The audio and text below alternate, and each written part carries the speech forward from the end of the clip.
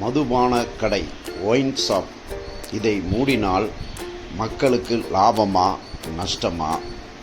Wine ஷாப்பை முழுவதாய் மூடினால் கவர்மெண்ட்டுக்கு லாபமா நஷ்டமா? என்னன்னு பார்க்குறீங்களா?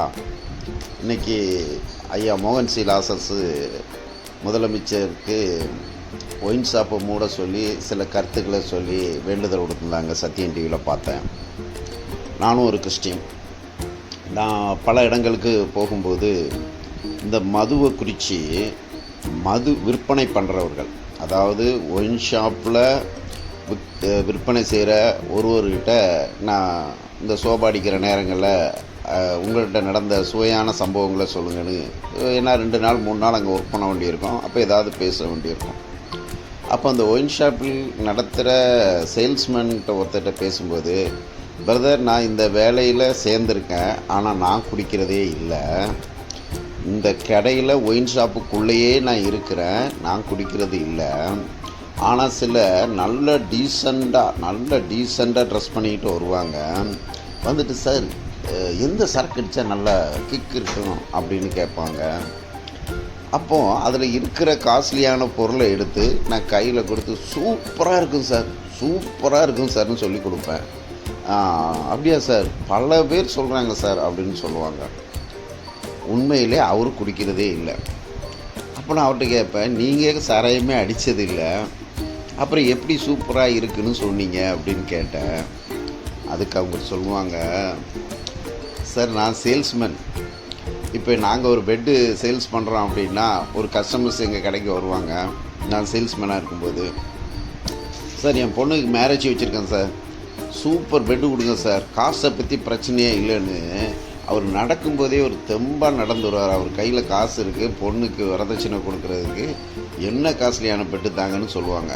அப்போது சேல்ஸ்மேனாக இருக்கிற எங்களுக்கு ஒரு பெட்டு விற்றா இவ்வளோ கமிஷனுன்னு சொல்லிட்டதுனால இருக்கிறதுலே காஸ்ட்லியான பெட்டை பில் போடுறதுல குறிக்கோளாக இருந்து அவங்கள கூட்டி கொண்டு உட்கார வச்சு பாதுகாப்பு பண்ணி அந்த பெட்டை பில் போடுவோம். இது தாங்க எல்லா இடத்துலையும் நடக்குது. ஆனால் அந்த பெட்டு உண்மையிலேயே நல்லதான்னு கேட்டால், மக்கள் மத்தியில் விலை ஜாஸ்தியாக இருந்தால் அது நல்ல பொருள். அது நல்ல பொருள். பெரிய கடையில் வாங்கினா நல்லா இருக்கும், பெரிய ஃபேமஸான கடையில் நல்லா இருக்கும். அதை விட நல்ல பொருளை சாதாரண கடையில் குறைஞ்ச விலையில் விற்றாலும் மக்களுங்கிறது ஒரு மாயையில் இருக்காங்க. அதுதாங்க இந்த குடியும். இந்த குடியை பற்றி நம்ம சொல்லிக்கிட்டே போகலாம். எங்கேயாவது ஸ்கூலில், மகனே நீ ஏபிசிடி கற்றுக்கோ, ஹிந்தி கற்றுக்கோ, தமிழ் கற்றுக்கோ, அதோட குடியும் கற்றுக்கோன்னு சொல்லி கொடுத்தா இல்லவே இல்லை. சரி, பெத்த தாய் எடுத்து தன் மடியில் வச்சு தாளாட்டும்போது, மகனே நீ கல்விக்கூடத்துக்கு போ, எல்லா பாஷையும் கற்றுக்கோ, அதோட குடியும் கற்றுக்கோண்டி எந்த தாயாவது தாளாட்டுப்படுறா? இல்லை. அப்போ இந்த குடி எப்படி வருது அப்படின்னு சொன்னால், பல ரூபங்களில் வந்துக்கிட்டே இருக்குது. அப்போது இந்த மிலிட்ரி சரக்கு விற்கிற ஒரு ஐயா எனக்கு நல்ல பழக்கம். அவங்கக்கிட்ட நல்ல வசதி படைத்தவங்க மிலிட்ரி சரக்கை வாங்கிட்டு போவாங்க. அப்போ அவர்கிட்ட நான் பேட்டி எடுத்தேன். சார், மிலிட்ரி சரக்குக்கும் சாதாரண ஒயின் ஷிப்பில் விற்கிற சரக்குக்கு என்ன சார் வித்தியாசம்னா? இதை அடித்தாங்கன்னா கொஞ்சம் ஒரிஜினாலிட்டியாக இருக்கும், சில வருஷம் கழிச்சு செத்து போவான். அதை அடித்தாங்கன்னா சீக்கிரம் செத்து போவான். அப்போ சாவு மணியை தான் நீங்கள் அடிக்கிறீங்க. ஆமாம், நான் மிலிட்ரியில் வேலை செய்தேன், நான் சரக்கு அடிக்கிறது இல்லை. அவன் பாக்கெட்டில் இருக்க பணம் என் கைக்கு வரணும், அவன் பாக்கெட்டில் இருக்க பணம் என் பாக்கெட்டுக்குள்ளே வரணும். அதுக்காக நான் அதை விற்றுக்கிட்டு இருக்கேன்னா அவர் சிரிச்சுக்கிட்டு போயிட்டுருக்காரு. உண்மையும் அதுதாங்க. அப்புறம் வீடுகளில் போகும்போது சில ஆளுங்கக்கிட்ட, ஏன் நீங்கள் குடிக்கிறீங்க அப்படின்னு கேட்டால், சார் குடிக்கலைன்னா எனக்கு கை கால்லாம் நடுக்க வந்துடுது, அந்த குடித்தாதான் எனக்கு தூக்கம் வருது, அதனால் நான் குடிக்கிறேன் அப்படிங்கிறாங்க.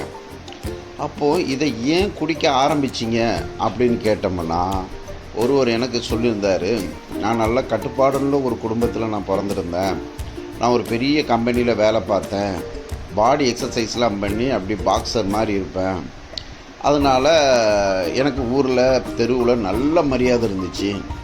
அப்புறம் என்னுடைய கல்யாண ஏஜ் ஆனோடனே என்னுடைய ஃப்ரெண்ட்ஸுக்கு கல்யாணம் ஆகி குழந்தை பிறந்து ஃபஸ்ட்டு பர்த்டே கொண்டாடினாங்க. அந்த பர்த்டேக்கு என்னை கூப்பிட்டுருந்தாங்க. நான் போயிருக்கும்போது எல்லாத்துக்கும் ட்ரிங்க்ஸ் பார்ட்டி வச்சாங்க. பாருங்கள், இந்த கல்யாண வீடு, சாவு வீடு, பர்த்டே வீடுகளில் இந்த மதுவை வேண்டான்னு சொல்கிறவங்களே அதை விருந்தாக வைக்கிறாங்க. தெரியுது இல்லையா, அங்கே லேடிஸுங்க இருக்கிறாங்க, ஹெல்மெட்டு போடாமல் வண்டியில் போவாங்க, லேடிஸுங்க பின்னாடியே இருப்பாங்க. அதுக்கு 1000 ரூபா ஃபைன் போட்டாலும் அந்த லேடிஸை யாராவது ஹெல்மெட்டை போட்டுக்கிட்டு போகணும்னு சொல்கிறதே இல்லை. மாறா வண்டியை ஏடாகூடமாக ஓட்டிகிட்டு போனாலும் அதுலேயும் உட்காந்துக்கிட்டு தான் போகிறாங்க. இதே மாதிரி குடும்பங்களில் தண்ணியை கொடுக்குற இடத்துல அவருக்கு தண்ணி கொடுத்துருக்காங்க. அவருக்கு சொல்லியிருக்க, ஐயோ நான் கட்டுப்பாடான மனுஷன், இதெல்லாம் செய்த எங்கள் வீட்டுக்குள்ளேயே சேர்க்க மாட்டாங்கன்னு ரொம்ப தெளிவாக பேசியிருக்காரு. வீடு பற்றி, சாதி பற்றி, சமுதாயத்தை பற்றி ரொம்ப தெளிவாக பேசியிருக்காரு. கடைசியில் வெறா சாராயம் அடித்தா செத்தா போகிறா, இது காலங்காலமாக அடிச்சுக்கிட்டு தானே இருக்கிறாங்க அப்படின்னு சொல்லி ஒரு பெரிய கண்ணாடி கிளாஸில் கொஞ்சம்போண்டு சரக்கு ஊற்றி அதில் ஃபுல்லாக தண்ணி ஊற்றி கலராக கொடுத்தாங்களாம். இப்போ எப்படி சார் அப்படின்னு கேட்டால், இப்போ நான் தண்ணியே ஊற்றுல ராவாக அடித்து என் மானம் போச்சு, மரியாதை போச்சு, வீடு போச்சு, எல்லாத்தையும் கெடுத்துக்கிட்டு இருக்கேன். இதை விட்டு என்னால் வெளியே வர முடியலை. ஐயா மோகன் சி லாசர்ஸை பற்றி நான் இப்போ ஒரு தவறான கேள்வி கேட்குறேன். நீங்கள் கடவுளை அறிஞ்சிக்கிட்டவங்க, நீங்கள் என்னுடைய பிறந்த நாள் நான் இயேசு கிறிஸ்துவை என்னைக்கு ஏற்றுக்கிட்டேனோ அன்னைக்கு தான் பிறந்த நாள்னு சொன்னீங்க. உண்மையா? நீங்கள் இது வரைக்கும் மதுபானம் அடிச்சிருக்கீங்களா? அதனுடைய எஃபெக்ட் என்ன, அதனுடைய ஆராய்ச்சி என்னன்ட்டு உங்களுக்கு தெரிஞ்சாலும் தெரிஞ்சிருக்கலாம். என்னை பற்றி நான் ஒன்று சொல்கிறேன். என் பேர் டேவின். நான் போகிற இடங்களில் இந்த ஆல் மதங்களுடைய ரிலீஜியன்ஸை பற்றி கேட்பேன். இப்போது இந்த சபரிமலைக்கு மாலை போட்டு போகிறாங்க, 40 நாள் விரதம் இருக்கிறாங்க. அதில் ரொம்ப நல்ல ஒழுக்கங்களை கற்றுப்படுக்கிறாங்க. நம்ம கிறிஸ்டின் மதத்தில் ஒன்று சொல்லியிருக்கு, எல்லா தெய்வங்களையும் தேடி மனிதர்கள் போவார்கள். இப்போது சபரிமலைக்கு கடவுளை தேடி மலை மேலே போகிறாங்க. இஸ்லாமியர்கள் ஹஜ்ஜி போகிறாங்க. ஆனால் நம்ம இயேசு கிறிஸ்துவ மட்டும்தான் நம்மளை நோக்கி வந்த தேவன் என்று மெசேஜில் நான் கேட்டிருக்கேன்.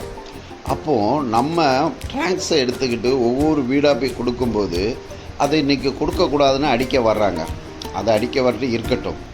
ஆனால் இதை நான் அந்த எக்ஸசைஸு உடல் காரியங்களை பண்ணும்போது அது சம்மந்தப்பட்ட ஒரு புக்கு படித்தேன். அதில் என்ன சொல்கிறாங்கன்னா, உடல் பயிற்சி ஆண்களுக்கு மட்டும் அல்ல பெண்களுக்கும் கொடுக்க வேண்டும், ஆண்களுக்கு மட்டும் அல்ல பெண்களுக்கும் கொடுக்க வேண்டும். இப்போ ஒரு நரம்பியல் டாக்டர்கிட்ட போயிருந்தேன், ஹாஸ்பிட்டலில் ஒர்க் பண்ணேன். அங்கே பார்த்தீங்கன்னா பர்டிகுலர் ஏஜுக்கு பிறகு கண்ணு ப்ராப்ளம் வருது, பர்டிகுலர் ஏஜில் சரியாக சாப்பிடணும்னா அல்சர் ப்ராப்ளம் வருது. எல்லா வியாதிக்குமே அவங்களுடைய நடவடிக்கையே ஒரு காரணமாக இருக்குது. நம்ம வேதத்தில் கூட ஒன்று சொல்லுது இல்லையா, கல்லை பேய்க்கிறவன் கல்லால் காயப்படுவான், மரத்தை பேய்க்கிறவன் மரத்தால் காயப்படுவான்னா, இந்த மக்கள் பணமேது மோகம் கொண்டு ஓடிக்கிட்டே இருக்கிறாங்க. சூரியன் உதிச்சு அது மறைகிறதுக்குள்ளே தன்னுடைய வேலைகளை முடித்துக்கொள்ளும் நம்ம வேதம் சொல்லுது. ஆனால் நம்ம கிறிஸ்தவர்களும் எத்தனை பேருக்கு அந்த டைமிங்குள்ள வேதத்தில் நடக்காத வியாதிகளோடு வாழ்ந்துக்கிட்டு இருக்காங்க. அப்போது நல்ல ஒழுக்கங்கள் அதை நம்ம கற்றுக் கொடுக்கணும்னு சொல்லி நான் ஒரு ஆர்கனைசேஷன் ரெடி பண்ணேன். ஒரு 10 குடும்பத்தை எடுத்துக்காங்க, இந்த தமிழ்நாட்டை சுற்றி கொண்டுக்கிட்டு வாங்க. இந்த தமிழ்நாட்டில் தண்ணி அடிக்கிறவங்களுடைய வாழ்வியல், அவங்களுடைய சூழ்நிலைகள், இதெல்லாம் அவங்களுக்கு கற்றுக் கொடுத்து நல்ல ஃபுட்டு கொடுத்து நல்லா தூங்க வச்சு ஆரோக்கியமாக ஒரு 40 நாள் சுற்றி வந்தீங்கன்னா அவங்க உடல்லையும் மாற்றம் இருக்கும், அவங்க செயல்லையும் மாற்றம் இருக்கும். நம்ம ஆயிரக்கணக்கான நோட்டீஸ் அடித்து ரூபாய்க்குள்ள வேஸ்ட்டாக தரையில் கொட்டுறதை விட இதுக்கு பிரச்சனை வர்றதுனால இந்த மாதிரி குடும்பங்களை ஒரு 10 குடும்பங்களை 20 குடும்பங்களை நம்ம ஃபண்டு போட்டு கிறிஸ்துவனா என்ன, ஆல் ரிலிஜியன்ஸ்னா என்ன, மதுனா என்ன, மதுனால் பாதிப்புனா என்னன்னு ஒரு பேட்டி எடுத்து நடத்தி கொண்டு போனீங்கன்னா நம்மளால் 100 பேருக்கு ட்ரைனிங் கொடுத்தா ஒரு 10 குடும்பத்தையாவது நம்ம அதிலிருந்து காப்பாற்ற முடியும். ஒயின் ஷாப்பை மூடுவதனால இந்த மதுவை ஒழிச்சிடனா முடியாது. ஏன்னா பெட்ரோல் டேங்கை ஓப்பன் பண்ணி போதையை ஏற்றிக்கிடுறான், குயிக் பேஸ்ட்டுங்கிற ஒரு பேஸ்ட்டை கசக்கி போதை ஏற்றுக்கிடுறான், வார்னிக்ஸை போதை ஏற்றுக்கிடுறான். இது இல்லாமல் கள்ளச்சாரம் எதுவோ ஒரு போதைக்கு போய் அடிமையாகிட்டே இருக்கான். இந்த போதையிலிருந்து காப்பாற்றணுன்னா அவங்களுக்கு நல்ல ஒழுக்கங்களை, நன்மை எதுவோ நலன் எதுவோ நலமானது எதுவோ அதை நாடணும், அதை நாம் கொடுக்கணும். அதை கொடுத்தால் மட்டும்தான் ஒவ்வொரு தனி மனிதனும் தன்னை காப்பாற்றிக்கணும்ன்ட்டு என்னுடைய தயவான வேண்டுகோளும் தயவான எண்ணங்களாக இருக்குது. அதற்கு நான் முயற்சி பண்ணி என்னால் முடிஞ்ச ராஜாக்கள் ஊழியமாக கடவுள் மக்கள்கிட்ட சொல்லிக்கிட்டு வரேன். இதை ஒரு முயற்சி பண்ணிங்கன்னா கண்டிப்பாக நம்ம நாட்டுக்கும் நம்ம கிறிஸ்துவோடைய எண்ணங்களுக்கும் ஆறுதலாக இருக்குன்னு என்னுடைய மனமார்ந்த வேண்டுதலாக கேட்டுக்கொள்கிறேன். கர்த்தருக்கே ஸ்தோத்திரம். அல்லேலூயா. ஆமென்.